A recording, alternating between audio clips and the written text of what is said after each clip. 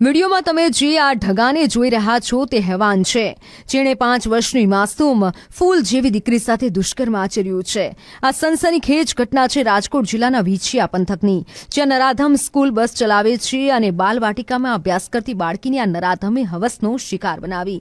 બસના ડ્રાઈવરે 8 દિવસમાં 2 વખત વાડી વિસ્તારમાં દુષ્કર્મ આચર્યું। આ સમગ્ર ઘટના ત્યારે બની કે જ્યારે નાની બાળકી બોલી કે હું સ્કૂલે નહીં જાઉં, તેથી પરિવારને શંકા ગઈ અને બાળકીની પૂછપરછ કરી। પરિવારે બાળકી પાસેથી જે સાંભળ્યું તે જાણીને પગ તળેથી જમીન ખસી ગઈ અને તરત જ પરિવારે વિછિયા પોલીસ સ્ટેશનમાં ફરિયાદ નોંધાવી હતી।